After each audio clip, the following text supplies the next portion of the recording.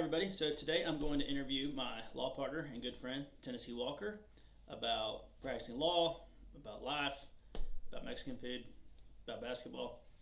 Hope you like it.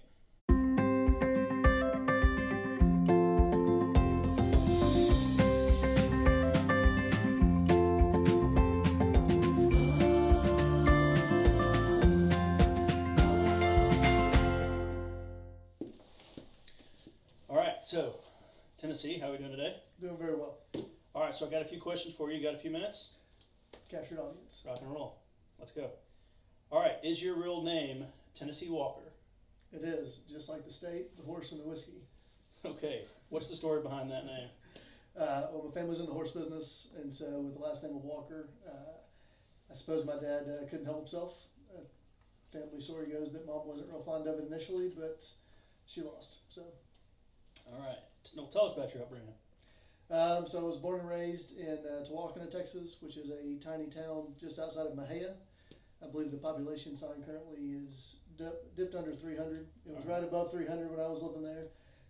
But went to school in Mahia.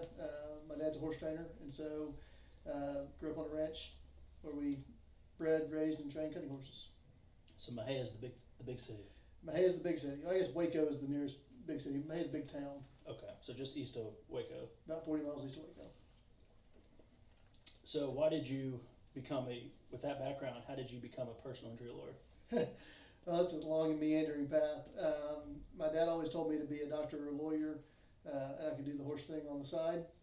And I don't have the science brain to be a doctor, so I went to Texas A&M, started as general studies, found my way into business management, got a minor in English so I could stay a little longer, and I really ended up talking to Pat Simmons, who's now Judge Pat Simmons in Mahia, Texas, Limestone County, Freestone County judge.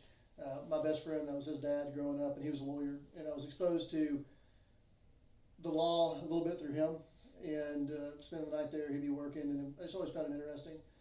And then David Gwynn, who is a professor at Baylor Law School, or at least was for a very long time. I'm not sure if David's still there or not. He had been a friend and client of my parents growing up, and I spoke to him about interest in law school, and he encouraged me as well. And so between, I guess, my dad, Judge Simmons, and David, I went and took the LSAT. And that's how I got to law school. And then I came out of law school as a commercial litigator.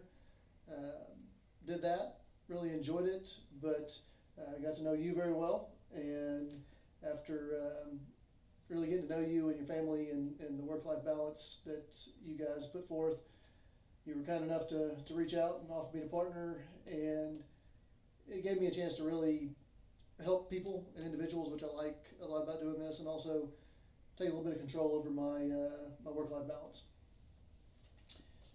Do you still rely on your experiences in the horse industry as a lawyer, the work ethic you obtained or the discipline, those things?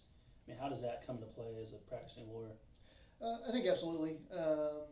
The work ethic for sure. I mean, that's something that was instilled in me from probably before I really have vivid memories.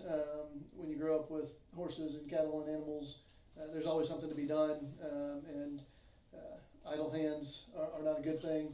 So I was expected to pull my own weight, take care of the animals, do the chores from a very early age, and it kind of becomes second nature. And so, you know, as we sit here right now, it's we're pushing into, or about to be June, and so it's gonna be hot outside.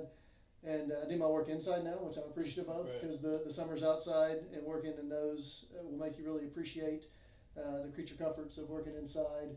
And so I find it a little bit easier to grind away in the air conditioning than outside. But certainly the work ethic sticks with you, and also the feeling of responsibility. You know, you take care of animals, you learn responsibility, and I think there's a big component of being a lawyer that is accepting responsibility and standing accountable for that. Next time we're dealing with discovery responses from insurance companies, start complaining, I'm going to remind you that at least we have air conditioning here. This is true. All right. Favorite Mexican restaurant, barbecue food restaurant, and place to take your wife on a date in Fort Worth? Ooh. Go. All right. Mexican food, I'm going to go with the original, although Taco Heads would be a close 1B on that. we love both those places and they're very kid friendly, so it helps us. My favorite barbecue place in Fort Worth is Smokies on East Lancaster. It's in an old Dairy Queen. It's extremely good. If you haven't tried it, I recommend it. I thought you might say that. And then favorite place to go, so I will say Ellerby for date night dinner. Very nice. Is it true that you were once voted as the second best young lawyer in the state of Texas?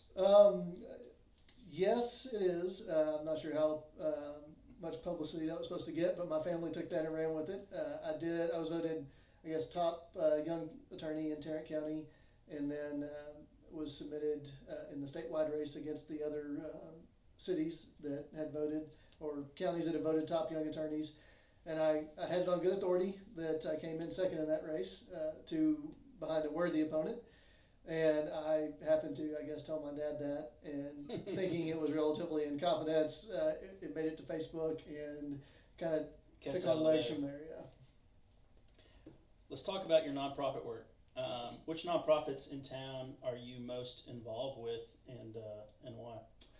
So at this point, by far most involved with Big Brother Big Sister.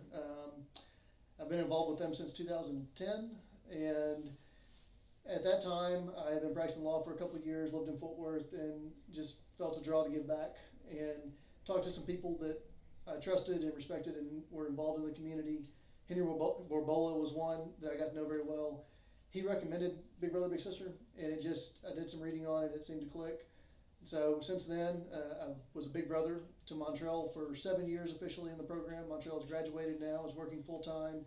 We're still in touch. We're no longer a match because he's graduated from high school. I've gone back into the Mentor 2.0 program. I have another mentee now, Cubby, through that program, and also serve on the board with that. So I'm very fond of that organization, and really have poured a lot of energy and effort into that. I'm still a member of Leadership Fort Worth, served on their board for several years. And then also Tarrant County Bar Work, which serves the community as well. Speaking of Big Brothers, you got me involved in the school-based program, and I actually just got off the phone with my match specialist because tomorrow's last day of school. So she just reminded me to get over there if I can in the next day or two before school's out. If anybody's looking for any way to give back, Big Brother Big Sister it's great, and there's a waiting list here in Tarrant County. We've got kids that need a mentor, and you can help. All right, so if you weren't a lawyer, what's like your dream job? And you can't really say horse trainer either because that's too easy. So besides training horses and practicing law, what would you be doing? So I assume golfers out. I don't have the talent, but that would be the dream job. If you could do any job in the world, it'd be golfer. Professional golfer sounds like a good one, yeah. You wouldn't mind all that travel and... I'd like the chance to give it a try. Okay. Yeah. Don't hold your breath though, right? Yeah. If you could describe your lawyering style in one word. That's the hardest question you've asked. Thank you. So let's see, one word. Diligent. Diligent. Okay, good. You and I will both be teaching a law school class at the A&M School of Law here in the fall. Tell the folks what that's about. So we are going to roll out a class that focuses on kind of the intersection between lawyering and modern technology. We all know in today's world, technology is king. People obtain their information through the phone, the computer, the tablet, you name it. And that's something that's finding its way into the practice of law with great strides in the courtroom. Technology is very important now. And we have to keep in mind our audience, especially when we get to the courtroom.